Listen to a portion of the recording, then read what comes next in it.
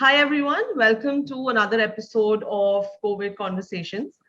Now, there have been some people and some organizations that have led from the front when it comes to COVID relief, especially during the height of the second wave in the country. Now, these are people who weren't meant to be doing this. They were not supposed to be doing this. It wasn't really their jobs. Nevertheless, they took it upon themselves to help as many people across the country. Hemkund Foundation, which is based out of Gurgaon, is one such organization.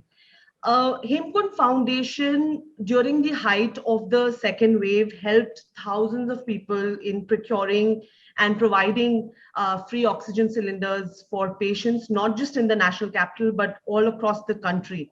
So, when the government tells the people of this country that states have provided no data of deaths due to lack of oxygen during the second wave, people like Hartirat Singh, who is the director of Hemkund Foundation and who was running from pillar to post to help people with their oxygen needs, they can help remind us what we seem to have forgotten as a people in less than 2 months. Now, this isn't a BJP claims versus opposition claims. These are real people who have witnessed the devastation, they've witnessed the carnage firsthand, and as collective of citizens, they've done their part to help. So thank you so much, Hartirat, for joining me on this program. And I quickly want to tell our viewers that the details for Hemkund Foundation, they are there in the description below, and you can check out the work that they've been doing, and you can even donate to the organization if you want.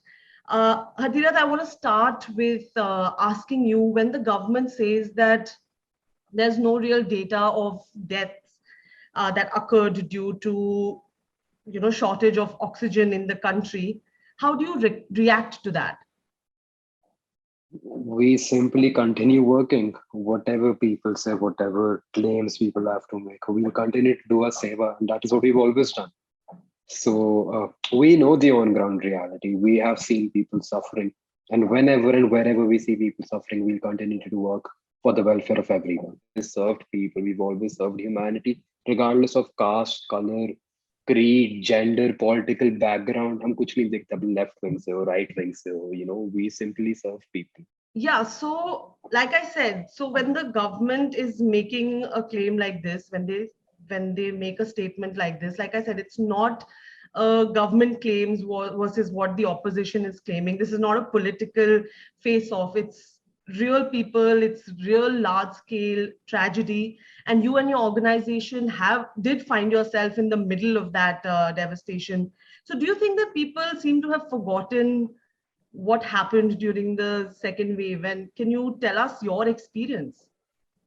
I don't think you can ever forget the loss of your loved ones. You can never do it. जिसके ऊपर बात बीती है उसको पता है what they've gone through.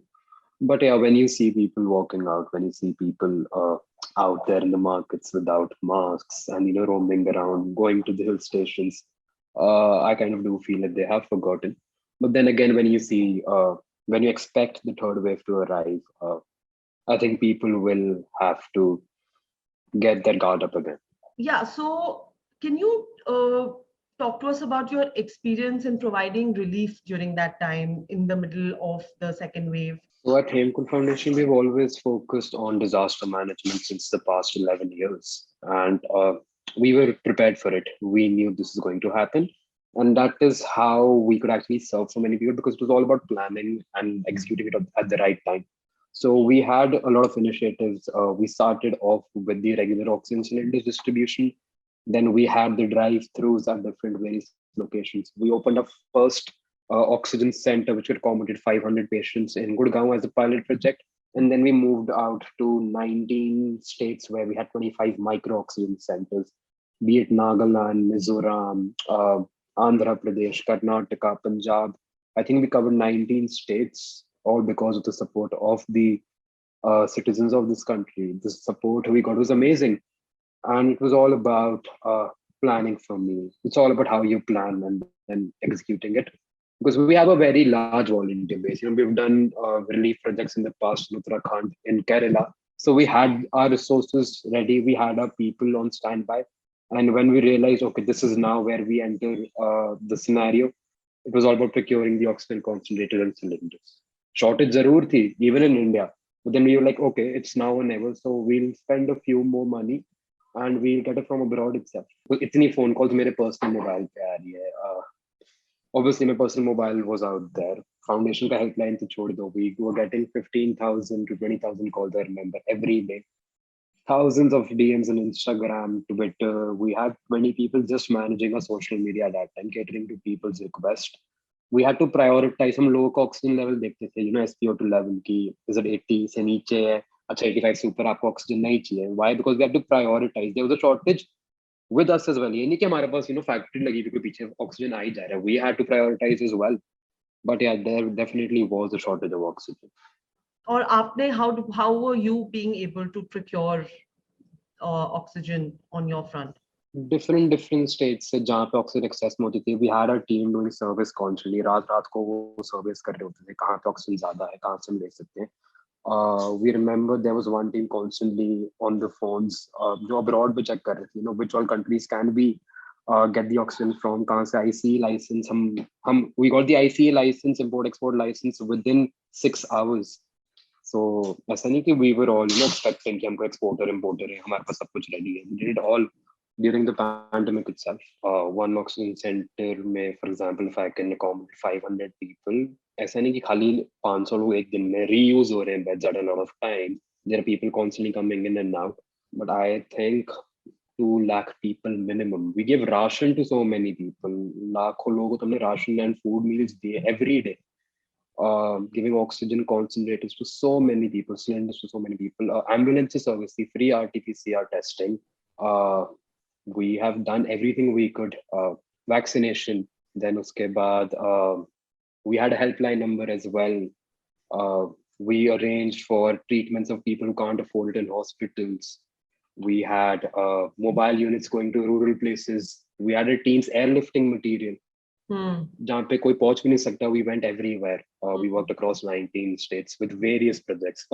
Employment as well. We generated employment recently. We executed the project where we gave livelihoods to people.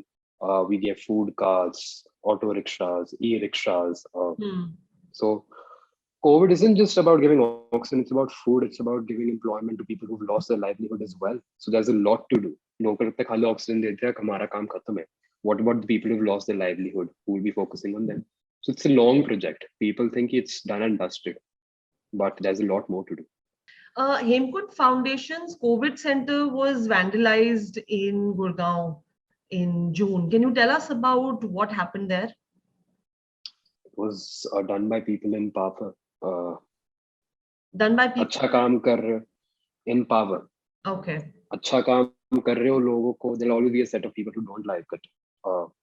And yeah, I think it was a part of the journey. We came back much more stronger. एक centre हमारा टूटा, 10 और centre बाद में हमने operations अपने करे. So it's just a part of the journey, but yeah, it's something that has been done and dusted, and we've learned a lot from it. Yeah. Hartira, there were some questions that were raised by certain individuals about the organization's fundraising and the funding. And of course, there is no substantive proof to those allegations as of now. But and it seems like the authorities have not been able to find any truth to those allegations. But nevertheless, can you set the record straight about the funding of your organization? It's all on public platforms. People can actually see it's live. ऐसा नहीं कि मैं छुपा के बैठा हूँ. It's all, the fundraisers are live pages. You can see the amount coming in. You can see the number of donors. किसने donate किया, नाम क्या है. It's all live. And it's a third party thing. ऐसा नहीं कि मेरे खुद का page है. They are all fundraising partners who are very credible. They have been fundraising platforms for not just our organization, but a lot of organizations. So I think it's there for everyone to see. So there was breaking of FCRA rules that people were claiming. Definitely not. Hartira, can you tell us about the history of Hemkund Foundation? I believe it was started by your father.